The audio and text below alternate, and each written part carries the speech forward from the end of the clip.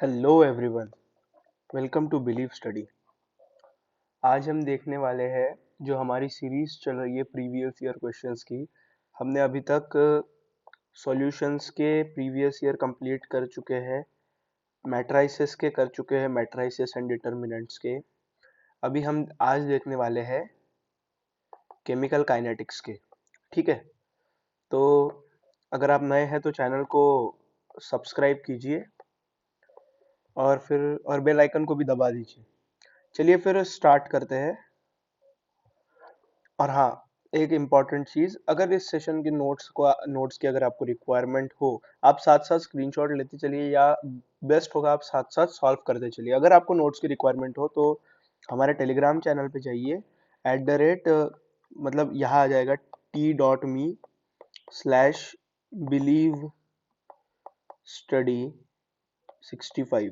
ये थोड़ा सा लिंक में दिक्कत हो गया, ये हमारा इंस्टा आईडी भी यही है। चलिए स्टार्ट करते हैं। सो ये सारे PYQs होने वाले हैं, ये लास्ट ईयर पूछा गया हुआ क्वेश्चन है, पैसेज बेस्ड क्वेश्चन है ये। तो ठीक है, देखते हैं क्वेश्चन क्या बोल रहा है।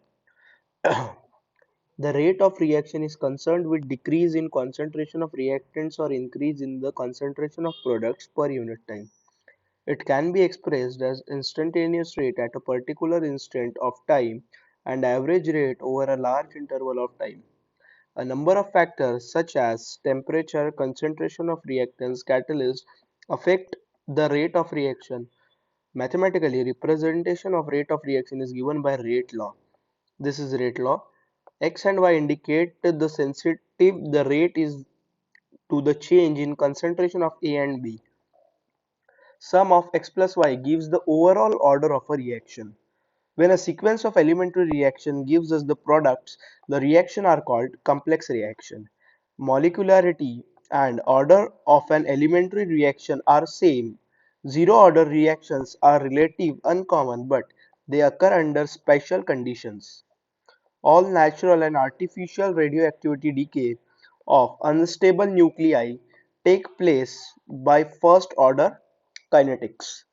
ठीक है, तो स्टार्ट देखते हैं। इसमें ये पूरा पैसेज है, रीड कीजिए, समझ लीजिए। मैं समझ चुका हूँ, इसे अब समझाने अगर मैं बैठूंगा तो बहुत टाइम चले जाएगा।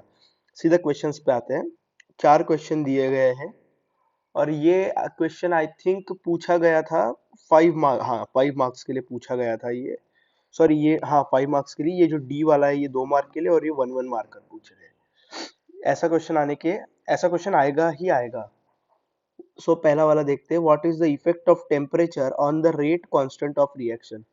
अब टेम्परेचर का इफेक्ट क्या है, इसके लिए कुछ नहीं, थोड़ा सा छोटा कर देता हूँ। सो जो ए है उसका आंसर हो जाएगा कि विथ इंक्रीज, मतलब increase in temperature effective number of collisions increases, क्योंकि काइनेटिक एनर्जी ऑफ मॉलिक्यूल भी बढ़ती है। ठीक है, with increase in temperature effective number of collisions increases due to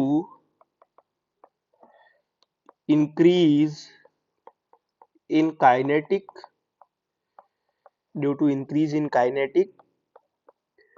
energy of molecules. Hence क्या हो जाएगा फिर, rate of reaction increases, rate of reaction increases। चलिए बी वाला पार्ट देखते हैं। बी वाले में क्या पूछा गया, आ जाते हैं फिर से क्वेश्चन पे। बी वाले में पूछ रहे हैं, for a reaction A plus B product the rate law is given by rate, ये दिया हुआ है। What is the order of reaction, rate क्या दिया हुआ है हमें, सबसे पहले रेट लिखते हैं। रेट दिया हुआ है हमें k concentration of A to the power 2 concentration of B power half.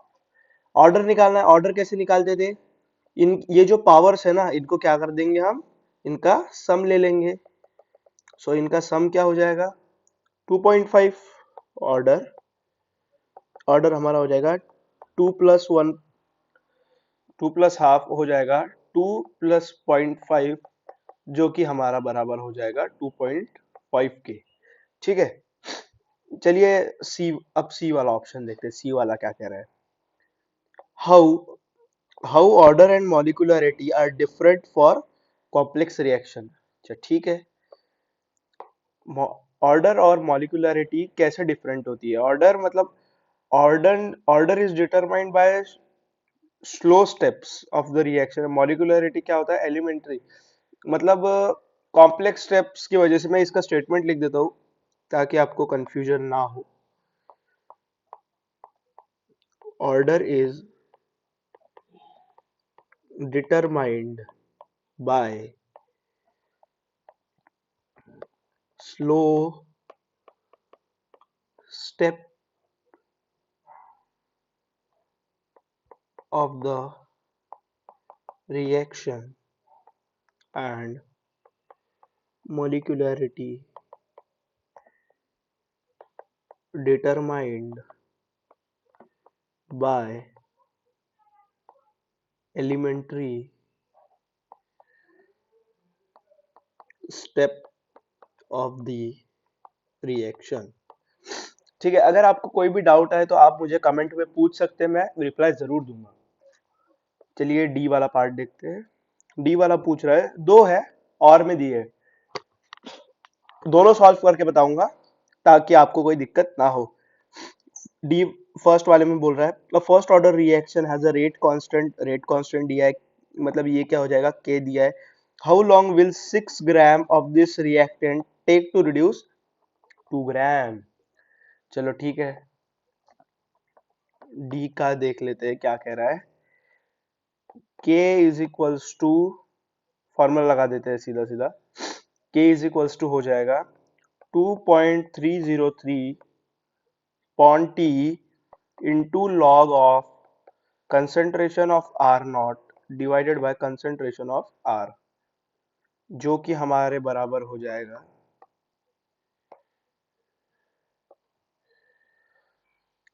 T is equals to, T यहाँ चले जाएगा और K की वैल्यू हम डाल देंगे 2.303 डिवाइडेड बाय 2 इंटू 10⁻³ ठीक है। लॉग कितना बोला था R नॉट 6/6 ग्राम और R बोला था 2 ग्राम, तो ठीक है 6/2 कर लेते हैं। सो यहाँ से हमारी टी की वैल्यू अप्रोक्सीमेटली निकल के आ जाएगी 549.38 सेकेंड्स। सो ये टाइम हमारा निकल के आ गया है। ठीक है, अब इसी में जो और वाला क्वेश्चन था ना एक, उसे भी देख लेते हैं। ठीक है, और में क्या पूछ रहे थे, the half life of radio active DK of carbon is 6,930 years, and archaeological artifact containing wood had only 75% of carbon found in the living tree. Find the age of the sample. Log, ये logs की value भी हमें provide की हुई है। चलिए देखते हैं डी का, ये और वाला क्वेश्चन है। ठीक है, और वाला इसमें हाफ लाइफ के बारे में पूछा है, तो हाफ लाइफ का सीधा सीधा टी हाफ हो जाएगा हमारा, कितना हो जाएगा 0.693 अपॉन के, ये तो पता है। ठीक है, अब क्या कर लेंगे, के को इधर ले लेंगे और 0.693 हाफ लाइफ का क्या बताया है, हाफ लाइफ का वैल्यू बताया है 6930। ये कितना हो जाएगा फिर, अभी इसे कैलकुलेट करने के बाद ये यहाँ से कैंसल आउट हो जाएगा, ये हो जाएगा 10⁻⁴ हो जाएगा। ठीक है, हमारा के क्या आ जाएगा, हमारा के आ जाएगा 10⁻⁻⁴ के बराबर।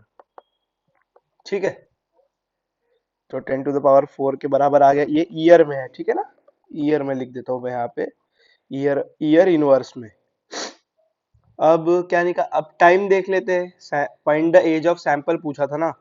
अब t इज इक्वल्स टू क्या हो जाएगा, T इज इक्वल्स टू हो जाएगा 2.303 upon K into log of R not upon are.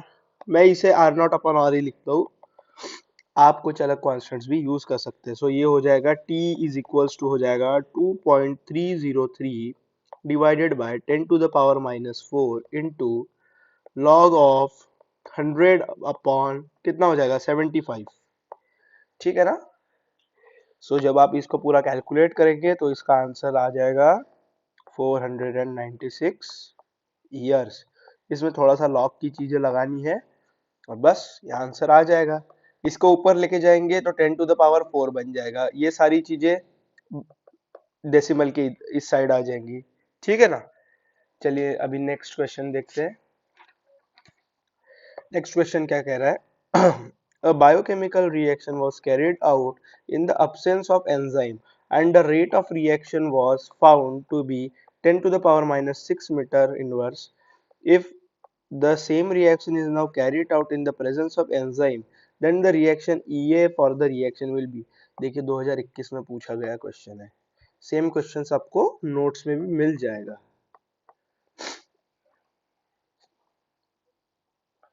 तो आई थिंक ये क्वेश्चन में ना ऑप्शंस दिए होंगे, क्योंकि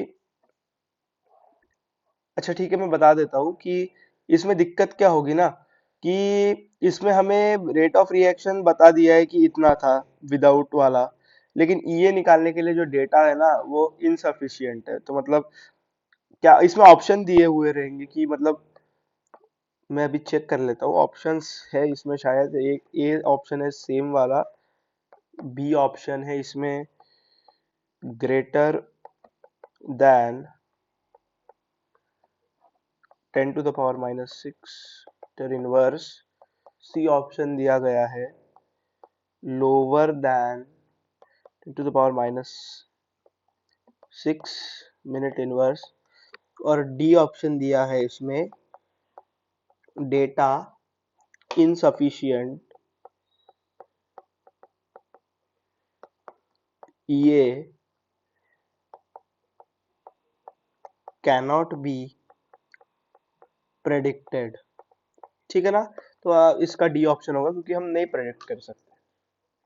ठीक है नेक्स्ट क्वेश्चन देखते हैं। नेक्स्ट क्वेश्चन क्या कह रहा है? नेक्स्ट क्वेश्चन में पूछ रहे हैं define the rate constant and give the mathematical relation between rate constant and half life period for first order reaction। First order reaction के लिए पूछा गया है ना। ठीक है। सॉल्यूशन, रेट कांस्टेंट क्या होता है?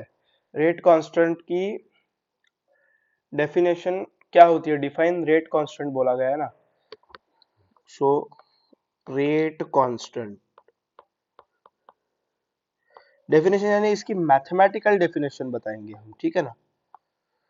रेट कांस्टेंट हो जाएगा हमारा, रेट कांस्टेंट के लिए देखेंगे हम इन इन chemical reaction N1A plus N2B forms C1 sorry forms M1C plus M2D। ठीक है। now according to rate law sorry यह हो जाएगा according to law of mass action. क्या हो जाएगा? रेट हो जाएगा हमारा किसके बराबर? रेट हो जाएगा हमारा k into A to the power n, concentration of a to the power n1, concentration of b to the power n2।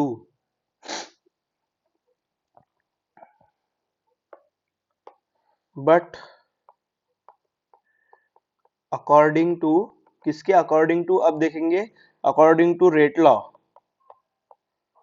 ये एक्सपेरिमेंटल कॉन्सेप्ट है, ये एक्सपेरिमेंटली आर रेट किसके बराबर हो जाएगा? रेट हमारा हो जाएगा k into concentration of a to the power x into concentration of b to the power y if हमें ये पता होता है कि कॉन्सेंट्रेशन ऑफ ए अगर कॉन्सेंट्रेशन ऑफ बी के क्या हो जाए, इक्वल हो जाए, तो ये होता है 1 मोल पर लीटर। ठीक है,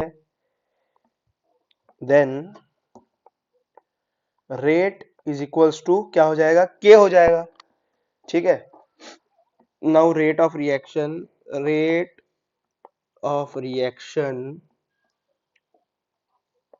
eight unit concentration at unit concentration of reactants is called as rate constant। ठीक है, और स्पेसिफिक रेट और स्पेसिफिक रिएक्शन रेट, इतना ही लिखना ठीक रहेगा। एक और चीज, rate constant does not does not depends on concentration of reactant but it depends on temperature and catalyst। Catalyst जो रिएक्शन को होने में मदद करवा रहा है। ठीक है, अब इसके बी पार्ट पे आ जाते हैं। ये 2 मार्क के लिए मैं कुछ ज्यादा ही लेंदी बता रहा हूँ, लेकिन इतना अगर आप डेफिनेशन भी लिख के आ जाएंगे ना तो हो जाएगा। ये अगर थोड़ा एक्स्ट्रा मार्क्स के लिए पूछ लिया जाए। ठीक है, हाफ लाइफ देख लेते हैं।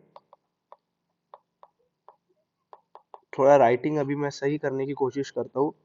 Half life period for first order reaction, ये क्या हो जाएगा, इसका डेफिनेशन हो जाएगी the time in which half of the reaction the initial half of the initial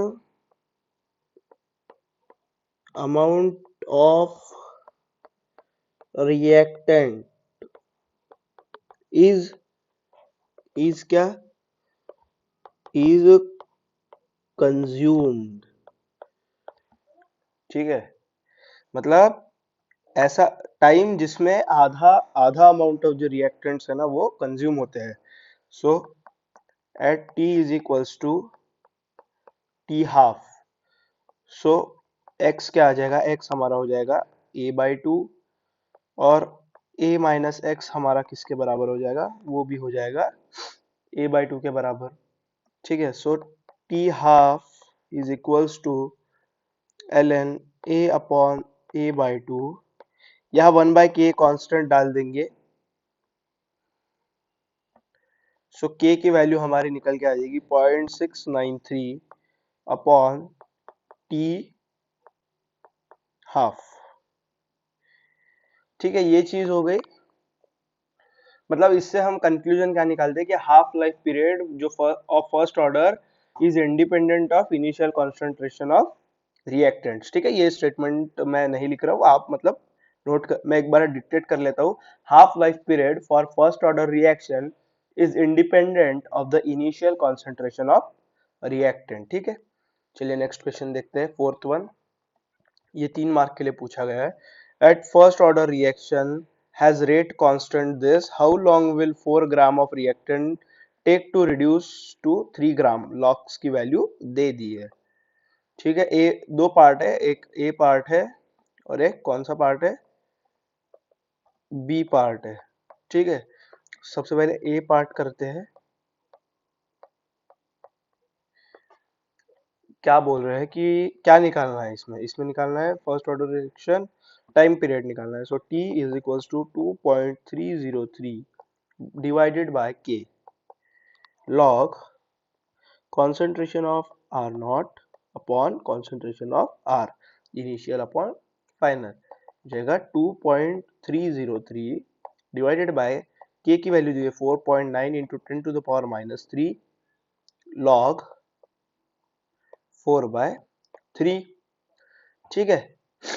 सो इसकी कैलकुलेशन जब हम करेंगे, ये हमारा, इसे इसे करने के बाद मैं अभी कैलकुलेटर का यूज कर रहा हूँ, लेकिन आप इसे प्रॉपर कीजिए, क्योंकि मुझे आपको जल्दी बताना है। ये हो जाएगा 0.47 इंटू, ये ऊपर चले जाएगा तो 10⁻³ आ जाएगा, 10 का क्यूब इंटू, ये क्या हो जाएगा, ये हो जाएगा log 4 माइनस log 3 हो जाएगा। सो ये हो जाएगा, इसे मैं कर लेता हूँ 0.47 इंटू 10⁻, कितना, Q3। log 4 की वैल्यू दी है 0.6020 माइनस log 3 की वैल्यू दी है 0.4771।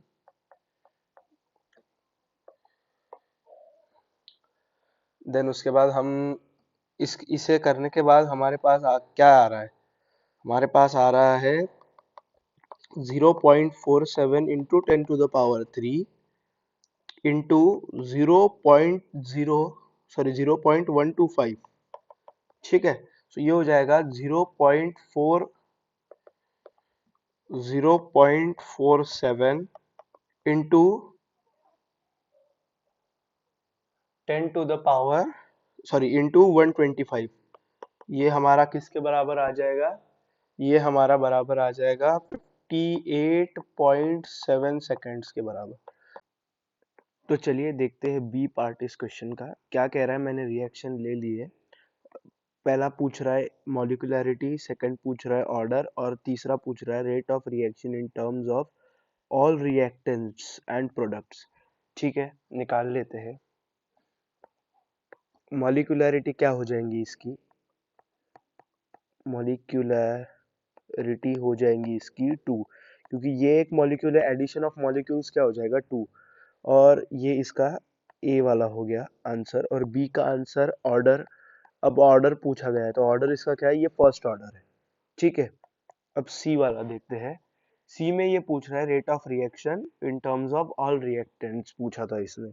सो रेट इक्वल्स टू क्या हो जाएगा, रेट इक्वल्स टू हो जाएगा -D(C12H22O11) upon dt is equals to, sorry, minus, ये लेना पड़ेगा ना, H2O upon dt is equals to D to C6H12O6 upon dt plus, sorry, which will be again equal to D C6H12O6 upon dt। ठीक है। सो जब हम इसे calculate कर लेंगे, सो ये हमारा रेट आ जाए, मतलब ये रिएक्शन ही लिखनी थी हमें, ये रिएक्शन हमने लिख दी। ठीक है। चलिए देखते हैं नेक्स्ट क्वेश्चन। नेक्स्ट क्वेश्चन कह रहा है will the rate constant of reaction depends upon T if EA activation energy of the reaction is 0। सो इसका सिंपली आंसर होगा नो, टेम्परेचर डिपेंड नहीं, सॉरी, टी डिपेंड नहीं करता है। इसका आंसर होगा नो। बड़ा बड़ा लिख देता हूं मैं, नो। ठीक है। चलिए नेक्स्ट क्वेश्चन देखते हैं। इतने आसान आसान क्वेश्चंस आते हैं 1-1 मार्क्स के लिए, देख रहे हैं आप, सीबीएसई में पूछा गया हुआ क्वेश्चन है, इसका आप सिंपली आंसर नो भी लिख के आ जाएंगे ना, आपको 1 मार्क पूरा मिलेगा। नेक्स्ट क्वेश्चन देखते हैं, असर्शन रीजन वाला। Assertion, the molecularity of the reaction H2 plus Br2 क्या बना रहा है, HBr। ठीक है। द मॉलिक्यूलैरिटी ऑफ रिएक्शन क्या है इसकी, क्या हो जाएंगी इसकी, 2 हो जाएंगी। ठीक है।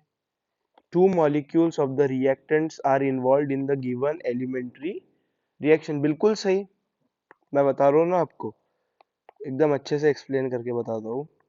देखो, the molecularity of the reaction क्या पूछा, मॉलिक्यूलैरिटी क्या हो जाएंगी, मॉलिक्यूलैरिटी हो जाएंगी इसकी 2 के बराबर। और रीजन में क्या बोल रहा है, यानी ये स्टेटमेंट तो सही है। ठीक है, इसे ट्रू मान लिया।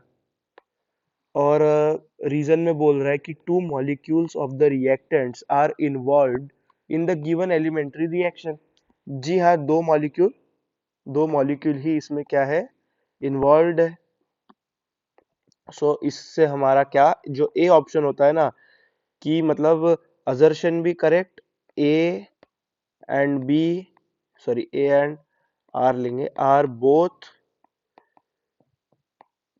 करेक्ट स्टेटमेंट, जो भी यहाँ लिखा हुआ हो, and A is, sorry, and R is correct explanation of ए।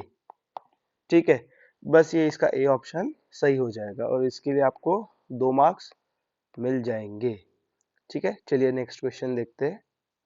अच्छा, ग्राफ वाला क्वेश्चन है। ये पूछ रहा है, analyse the given graph drawn between concentration of reactant versus time.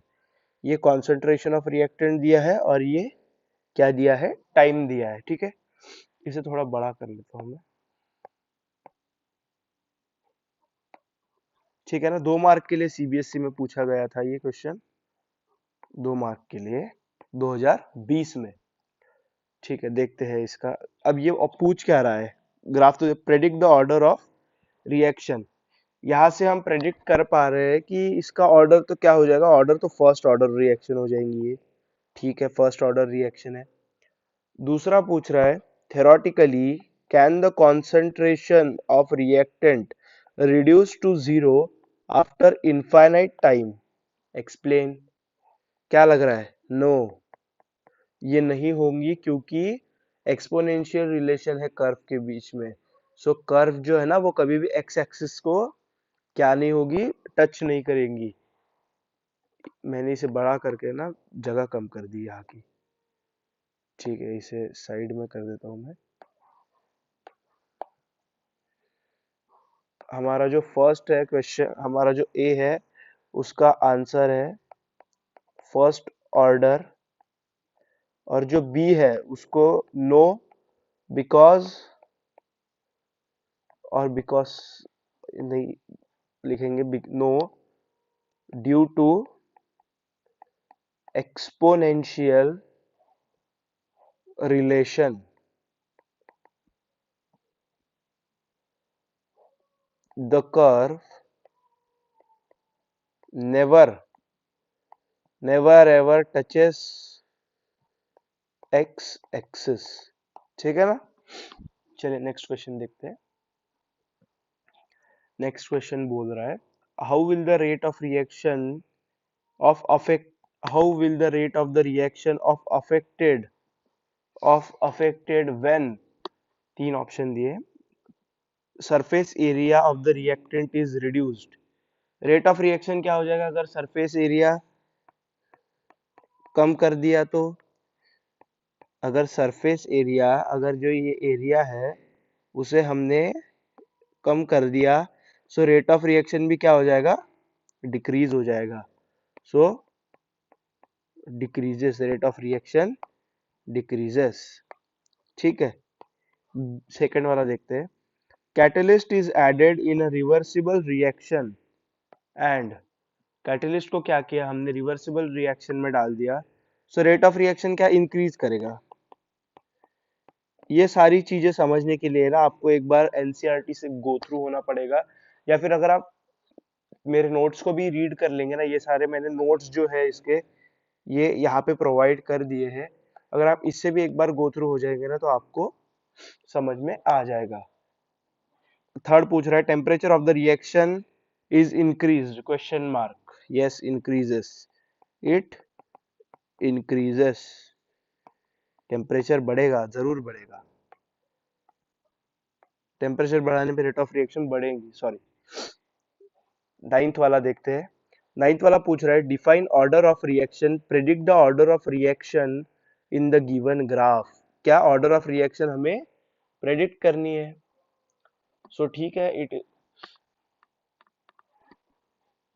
यहाँ क्या कह रहे हैं, यहाँ है ना एक स्टेटमेंट मिसिंग आउट है मेरे हिसाब से, क्योंकि आर नॉट को बताना पड़ेगा क्या होता है ये concentration of R not is the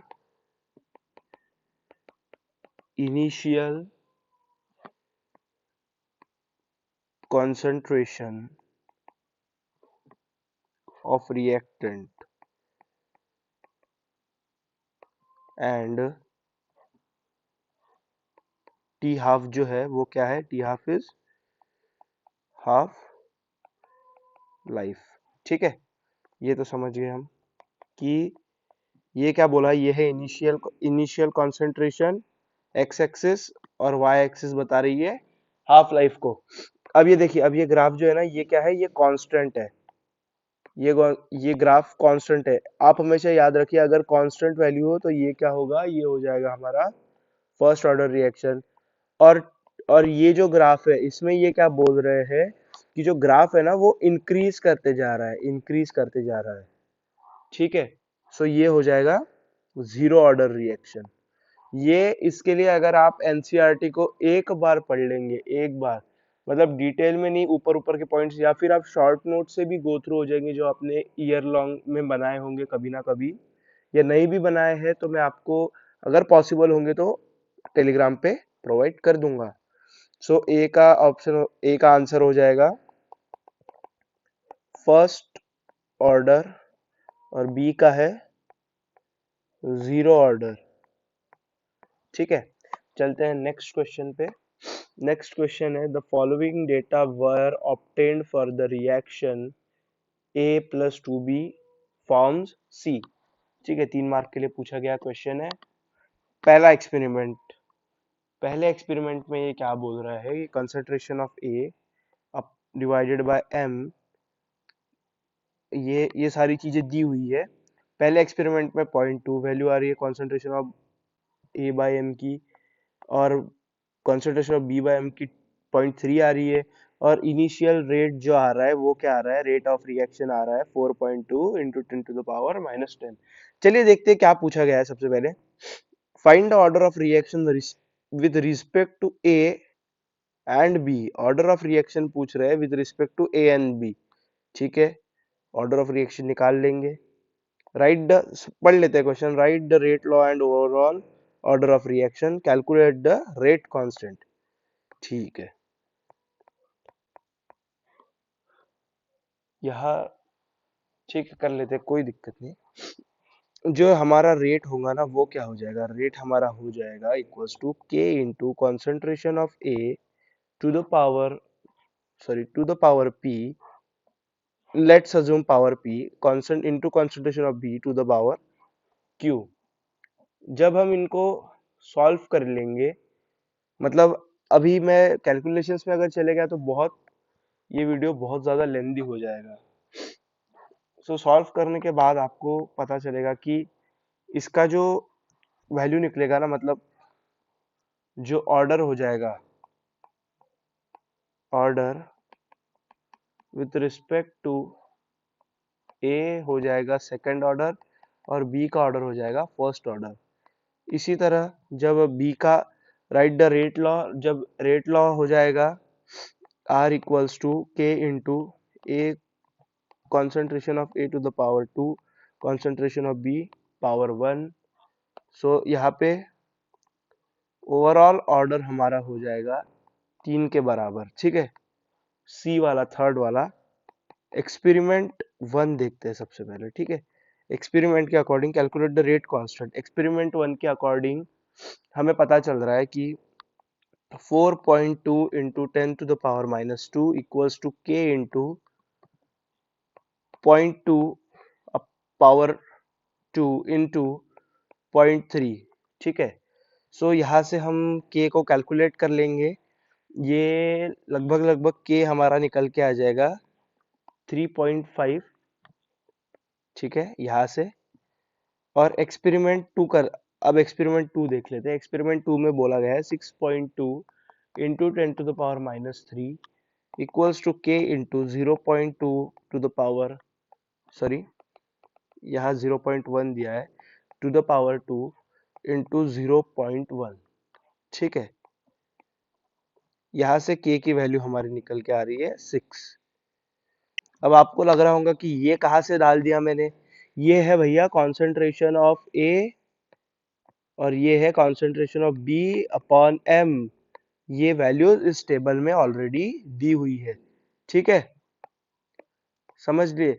और ये जो पावर है ना, ये इसमें पुट किया है, मतलब हमने सिंपली वैल्यूज इसमें पुट की है और इनिशियल रेट भी हमें दिया हुआ है एक्सपेरिमेंट और एक्सपेरिमेंट 2 का। तो ये क्वेश्चन यही खत्म होता है, ये करके आ जाएंगे, 3 मार्क मिल जाएगा। अगर डाउट हो तो कमेंट में पूछ लीजिए, मैं बताने की पूरी पूरी कोशिश करूंगा। नेक्स्ट क्वेश्चन देखते हैं। A first order reaction is 50% completed in 40 minutes at 300 Kelvin and in 20 minutes at 320 Kelvin. Calculate the activation energy of the reaction given दिया log की वैल्यूज दी और R की भी वैल्यू दे दी है, ठीक है। चलिए देखते हैं, सबसे पहले T1 पे देखते हैं। T1 पे क्या बोला गया है। T1 हमें दिया है, सॉरी, T1 दिया है हमें 300 केल्विन, ठीक है।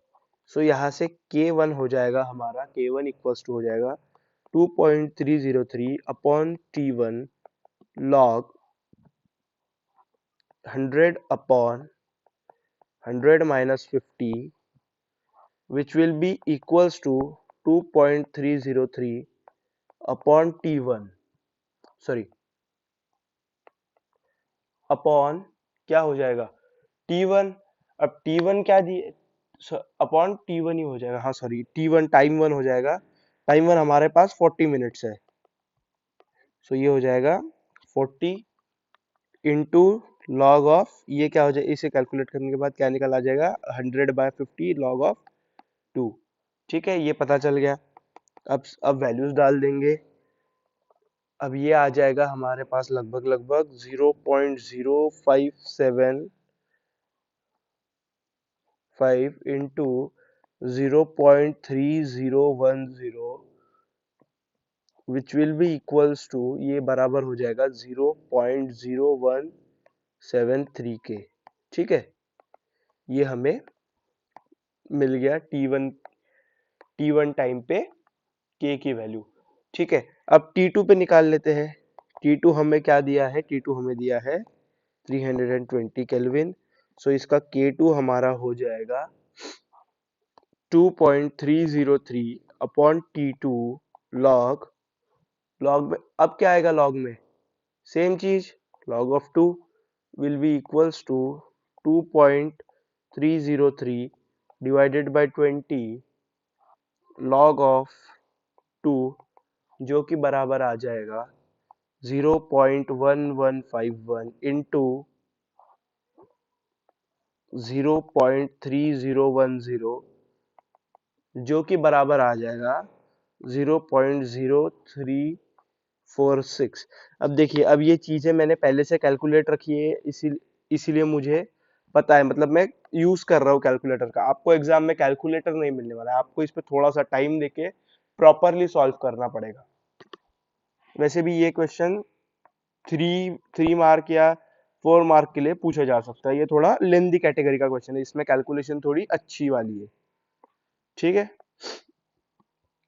अब देख लेते हैं। अब K1 और K2 की वैल्यू तो आ गई हमारे पास, ये हो गया K1 इक्वल्स और ये हो गई K2 की वैल्यू। अब हम ले लेते हैं लॉग, ले लेते हैं log of K2 bye K1, जो कि हमारा बराबर आ जाएगा activation energy upon 2.303 two R T2 minus T1 upon T1 into T2, ठीक है। सो लॉग ऑफ K2 की वैल्यू 0.0346 अपॉन 0.173 इक्वल्स टू ये अपॉन 2.303 इंटू आर की वैल्यू हमको दी है 8.314 इंटू T2 दिया है 320 माइनस 300 अपॉन 300 इंटू 320, ठीक है। सो अभी इसको कैलकुलेट करने के बाद 173 इंटू टू जब करेंगे तो 6 4, दो से दो तीन, 346। तो ठीक है, ये तो हमें मिल रहा है log of 2 is equals to 20 EA upon 2.303 into 8.314 into 320 into 300। ये 20 कहाँ से आया भैया? अगर ये बताना, अगर ये किसी को नहीं समझ में आया ना तो वो सोचे अरे यहाँ से आया है भैया, कहीं से नहीं आया है। ठीक है, अब हमारा ये जो आ जाएगा वो आ जाएगा 0.3010 into 2.303 into 8.314 into 320 into 300 divided by 20। इसे कैलकुलेट कर लीजिए, आपको अपना आंसर मिल जाएगा। इसका आंसर नियर अबाउट आ जाएगा, मैं अप्रॉक्स लिख देता हूँ, 27.6644 या 3 आ जाएगा यहाँ पे। ठीक है, अप्रॉक्स है ये, इसके करीब आंसर आ जाएगा इसको कैलकुलेट करने के बाद। तो इसके बाद की ये जो स्टेप है वो मैं आपको डू योर सेल्फ के लिए दे देता हूँ। चलिए आज का लास्ट क्वेश्चन देखते हैं। For the reaction 2N2 2N2O5 gaseous 4NO2 plus O2। ठीक है, the rate of the formation of NO2 gas is this, calculate the rate of disappearance of this। ठीक है, निकाल लेते हैं रेट ऑफ डिसअपियरेंस। रिएक्शन क्या दी हुई है लिख लेते हैं सबसे पहले, 2N2O5। अब ये मैं प्रॉपर वे में इसीलिए लिख रहा हूँ ताकि आपको जब आप एग्जाम में लिखे ना तो आपको लिखने की आदत पड़े। और ये जो नोट्स है ना, ये जो मतलब नोट्स मिलेंगे ना इस सेशन के, वो आपको टेलीग्राम चैनल पे मिल जाएंगे और वहाँ ये सारे हैंड रिटन होंगे। उसकी वजह से आपको भी आइडिया हो जाएगा कि बोर्ड एग्जाम में किस तरह से लिखना होता है या फिर प्रेजेंट करना होता है। सो हमें गिवन क्या दिया, गिवन दिया है कि rate of formation of NO2 यानी delta NO2 concentration NO2 upon delta T क्या दिया है, 2.8 इंटू 10⁻⁻3। ठीक है, अब हमें क्या निकालना है, रेट ऑफ डिसअपियरेंस। सो सबसे पहले रेट ऑफ रिएक्शन निकाल लेते हैं। रेट ऑफ रिएक्शन हमारा इक्वल्स टू हो जाएगा, एक पेज एक्स्ट्रा ले लेता हूँ, इसी पे कैलकुलेट कर लेता हूँ पूरा। रेट ऑफ रिएक्शन, ठीक है, rate of reaction minus half into delta N2O5 upon delta T is equals to 1/4 delta NO2 concentration of delta NO2 upon delta T is equals to delta concentration of O2 upon delta T। ठीक है, minus of half delta N2O5 upon delta T is equals to 1/4 delta NO2 upon delta T minus of delta N2O5 upon delta T, ये to को ये to यहाँ चले जाएगा। ठीक है, 2/4 into delta NO2 upon delta T. इसे थोड़ा इधर ले लेता हूं मैं। ठीक है, कोई दिक्कत नहीं, एक और पेज ऐड कर लेंगे। अब ये हो जाएगा हमारा हाफ इंटू 2.8 इंटू 10⁻⁻3 के बराबर। ठीक है, ये तो हमें पता चल गया। अब हमें क्या निकालना था, rate of disappearance at N2O5। So N2O5 t is equals to, अब इसे हम क्या कर लेंगे, 2 से काट देंगे, सो ये हो जाएगा 1.4 इंटू 10⁻³ सेकेंड इनवर्स। ठीक है, सो ये हमारा इसका आंसर हो गया है। तो बस अब आज के लिए इतना ही। अगर यहाँ तक सेशन अटेंड किया है so thank you so much. इस सेशन के अगर पीडीएफ नोट्स चाहिए, पीडीएफ नोट्स, सो टेलीग्राम चैनल है ही, वहां जाके देख लीजिए। और अगर कोई दिक्कत हो तो कमेंट कीजिए और अपने फ्रेंड्स के साथ शेयर कीजिए चैनल को। और आखिर में जो चीज हर लोग बोलते हैं, हर एक यूट्यूबर जो बोलता है, सब्सक्राइब। ठीक है, सब्सक्राइब कीजिए चैनल को। और अगर आज का सेशन अच्छा लगा हो, अगर दिल से अच्छा लगा हो, तभी लाइक कीजिएगा, नहीं तो मत कीजिएगा। ठीक है, ओके।